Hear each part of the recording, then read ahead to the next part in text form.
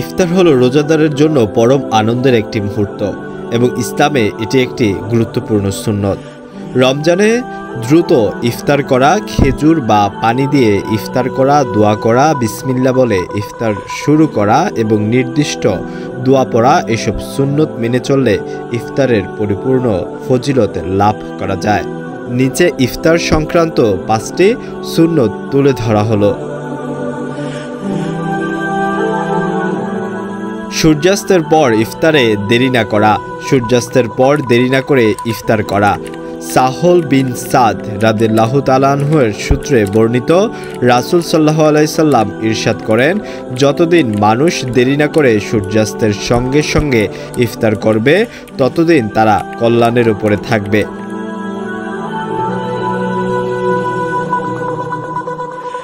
আরেকটি হাদিসে বর্ণিত হয়েছে, আবু হুরায়রা রাদিয়াল্লাহু তাআলা আনহু সূত্রে বর্ণিত, রাসূল সাল্লাল্লাহু আলাইহি সাল্লাম বলেছেন, আল্লাহ তাআলা ইরশাদ করেছেন, আমার কাছে প্রিয় বান্দা হচ্ছে তারা যারা দ্রুত ইফতার করে। ইফতারের সময় দোয়া ইস্তেগফার করা। ইফতারের আগ মুহূর্তে বেশি বেশি দোয়া ইস্তেগফার করা। একটি হাদিসে রাসূল সাল্লাল্লাহু আলাইহি সাল্লাম বলেছেন, ইফতারের সময় রোজাদারের দোয়া ফিরিয়ে দেওয়া যায় না। ইফতারের দোয়া। ইফতারের সময় হাদিসে এই দোয়ার কথা বর্ণিত হয়েছে, আল্লাহুম্মা লাকা সুমতু ওয়া বিকা আফতারতু। হে আল্লাহ, আপনার সন্তুষ্টির উদ্দেশ্যে রোজা রেখেছে এবং আপনার দেওয়া রিজিকের দ্বারাই ইফতার করেছে। ইফতারের পর দোয়া। ইফতারের পরে রাসূল সাল্লাল্লাহু আলাইহি সাল্লাম এই দোয়া পড়তেন, জাহাবা আজ জমাও ওয়াবতাল্লাতিল উরুক্কু ওয়া সাবাতাল আজরু ইনশাআল্লাহ। পিপাসা দূর হয়েছে, শিরা উপশিরা সিক্ত হয়েছে, ইনশাআল্লাহ রোজার সওয়াব লেখা হয়েছে। অন্যের ঘরে ইফতার দেওয়া।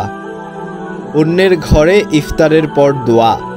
আনাস রাদিয়াল্লাহু তাআলা আনহু হইতে বর্ণিত, রাসূল সাল্লাল্লাহু আলাইহি সাল্লাম অন্যের ঘরে ইফতার করার পর তাদের জন্য এভাবে দোয়া করতেন, আফতারা ইনদাকুমুস সাইমুন ওয়া কানা তা আমাকুমুল আবরার ওয়া সাল্লাত আলাইকুমুল মালাইকা।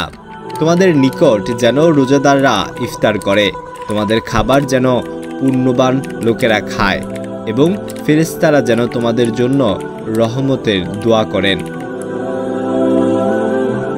আলওয়ান খান, ঢাকা প্রকাশ।